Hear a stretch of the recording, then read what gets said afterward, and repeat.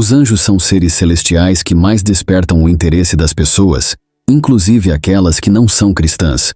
Com poderes sobrenaturais, eles são responsáveis por proteger e guardar a vida dos filhos de Deus e atender às suas necessidades de acordo com as ordens do Pai. A Bíblia diz no livro de Hebreus que existem milhares e milhares de anjos no céu. Porém, a palavra do Senhor nos apresenta os nomes de apenas alguns deles. 3 desses nomes são de conhecimento da maioria das pessoas que estudam as Escrituras, mas o 4º nome quase ninguém ouviu falar. E é sobre esses 4 seres que nós vamos falar no vídeo de hoje. Ok, mas antes eu preciso deixar algo muito claro. Os anjos não são espíritos de pessoas que morreram. A afirmação de que as pessoas boas que morrem aqui na Terra se transformam em anjos de Deus é falsa.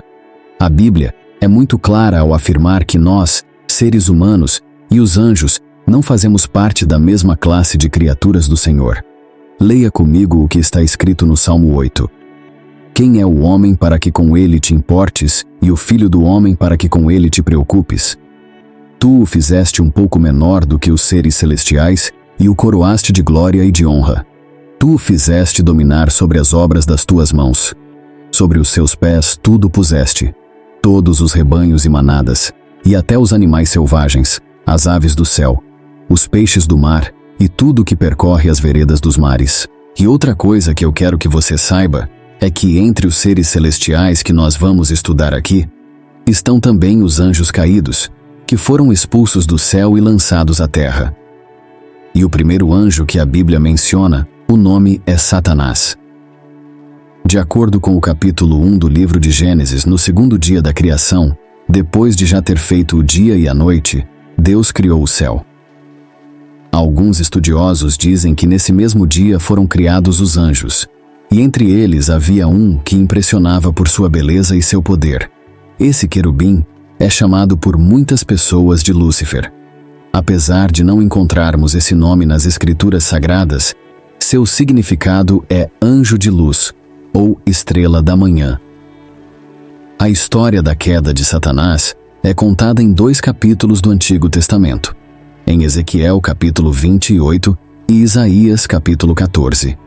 Ele era um anjo poderoso e cheio de sabedoria, e talvez tenha sido o ser mais belo e esplêndido criado por Deus. Esse pode ter sido motivo de grande honra para esse anjo, mas ele não se contentou com tudo que tinha ao lado do Senhor, e deixou que a sua beleza e a sua alta posição na hierarquia celeste subissem a cabeça. A Bíblia nos mostra em Ezequiel capítulo 28 que Satanás permaneceu perfeito em seus caminhos, até que a iniquidade foi encontrada em seu coração. Veja o que está escrito. Seu coração tornou-se orgulhoso por causa da sua beleza, e você corrompeu a sua sabedoria por causa do seu esplendor. Por isso eu o atirei à terra. Fiz de você um espetáculo para os reis. Por causa do seu orgulho, Lúcifer decidiu que queria construir o seu trono acima de Deus, e ele convenceu cerca de 1/3 dos anjos a apoiá-lo. Houve então uma batalha no céu, e os anjos que permaneceram ao lado do Senhor derrotaram os que se rebelaram. Veja o que a palavra de Deus diz sobre esse momento. Houve uma guerra no céu. Miguel e os seus anjos lutaram contra o dragão, e o dragão e os seus anjos revidaram. Mas estes não foram suficientemente fortes e assim perderam o seu lugar no céu. O grande dragão foi lançado fora. Ele é a antiga serpente chamada Diabo ou Satanás, que engana o mundo todo. Ele e os seus anjos foram lançados à terra. O exército de anjos rebeldes não foi suficiente para vencer as hostes celestiais. Os perdedores foram enviados para a terra, daí o termo anjos caídos. E no final dos tempos, eles serão lançados no lago de fogo e enxofre por toda a eternidade. Não satisfeito com a derrota, Satanás decidiu destruir a raça humana, a mais perfeita criação de Deus. Então nós lemos no livro de Gênesis que ele se disfarçou de serpente, foi até o jardim do Éden e convenceu Adão e Eva a comerem do fruto da árvore do conhecimento, que havia sido proibido por Deus. Assim, o pecado entrou no mundo, e o casal perdeu a intimidade com o Criador e foi expulso do paraíso. E hoje, assim como no passado, Satanás faz tudo o que está ao seu alcance para trazer condenação aos seres humanos, desviando-os do caminho da salvação, que é oferecida através do sacrifício de Jesus. A Bíblia diz que para enganar os filhos de Deus, ele é capaz até mesmo de se disfarçar em um anjo de luz. Segundo, Miguel. O arcanjo Miguel é um dos mais conhecidos e poderosos anjos de Deus. Ele pertence a uma ordem superior entre os anjos. É um ser celeste que atua como mensageiro em missões especiais. Além disso, ele é um grande guerreiro. O livro de Apocalipse, capítulo 12, nos mostra que foi ele quem liderou o exército de anjos no céu contra Satanás. E uma outra passagem que chama bastante atenção está no livro de Judas, que conta que Miguel lutou contra o diabo pelo corpo de Moisés. Perceba que, por mais poderoso que fosse, Miguel mostrou sabedoria ao não difamar o inimigo, mas ele deixou que Deus o repreendesse. Veja o que está escrito. Nem mesmo o arcanjo Miguel, quando estava disputando com o diabo acerca do corpo de Moisés, ousou fazer acusação injuriosa contra ele, mas disse: "O Senhor o repreenda." E já no livro de Daniel, é relatado que Deus enviou um anjo para entregar uma mensagem ao profeta, porém o príncipe da Pérsia, que era um agente de Satanás, tentou impedi-lo. Então Deus enviou o arcanjo Miguel para ajudá-lo. Veja o que Daniel disse sobre esse acontecimento. Em seguida, a mão de alguém tocou em mim e me pôs sobre as minhas mãos e os meus joelhos vacilantes, e ele disse: "Daniel, você é muito amado. Preste bem atenção ao que eu vou lhe falar. Levante-se, pois eu fui enviado a você." Quando ele me disse isso, pus-me de pé tremendo, e ele prosseguiu: "Não tenha medo, Daniel. Desde o primeiro dia em que você decidiu buscar entendimento e humilhar-se diante do seu Deus, suas palavras foram ouvidas e eu vim em resposta a elas. Mas o príncipe do reino da Pérsia me resistiu por 21 dias. Então Miguel, um dos principais supremos, veio em minha ajuda, pois eu fui impedido de prosseguir ali com os reis da Pérsia.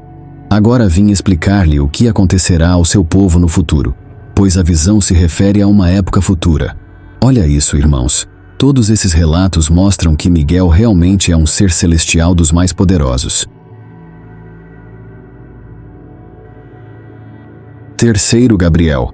Se Miguel é o anjo das grandes batalhas, Gabriel é o responsável pelas mensagens e missões importantes que Deus entrega às pessoas. Basta lembrar das histórias de Natal que nós ouvimos desde criança. Foi ele quem levou a Maria a notícia de que ela daria à luz ao Filho de Deus. Ele também apareceu para interpretar a visão de Daniel sobre um carneiro e um bode. Gabriel se apresentou na forma de um homem e explicou que a visão era sobre o fim dos tempos e que aqueles animais representavam os reinos futuros. E mais tarde esse anjo apareceu outra vez a Daniel, trazendo o entendimento de sua visão após ele orar pedindo perdão pelos pecados do seu povo. Veja o que a Bíblia diz. Enquanto eu ainda estava em oração, Gabriel, o homem que eu tinha visto na visão anterior, veio a mim voando rapidamente para onde eu estava, à hora do sacrifício da tarde. Ele me instruiu e me disse: Daniel, agora vim para dar-lhe percepção e entendimento. Assim que você começou a orar, houve uma resposta que eu lhe trouxe, porque você é muito amado. Por isso, preste atenção à mensagem para entender a visão.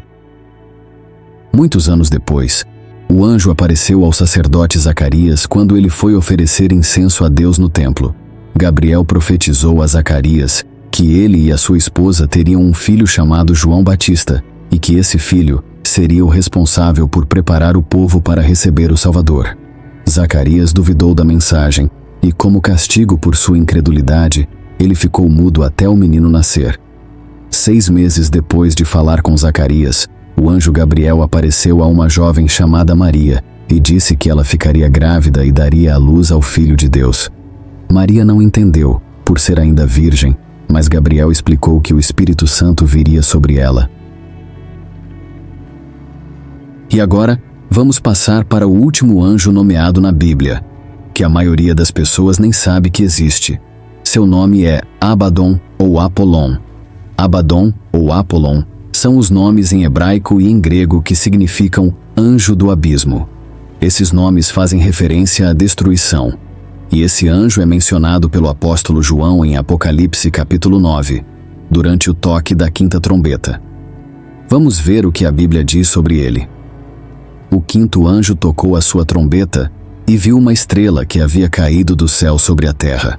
A estrela foi dada a chave do poço do abismo. Quando ela abriu o abismo, subiu dele fumaça como a de uma gigantesca fornalha. O sol e o céu escureceram com a fumaça que saía do abismo.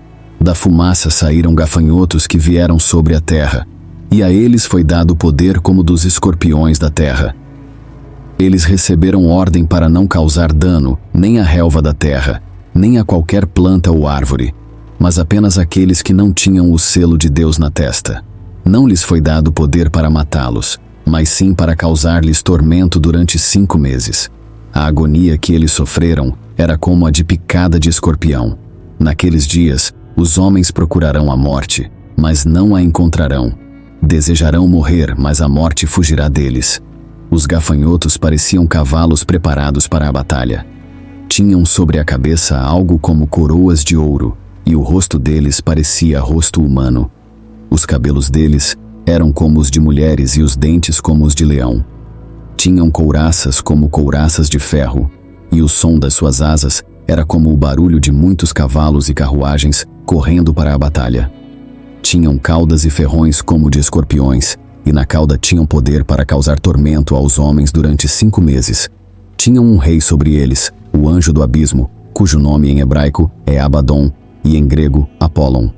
Lembre do que eu disse no começo desse vídeo, que Lúcifer perdeu uma batalha no céu e foi lançado à terra.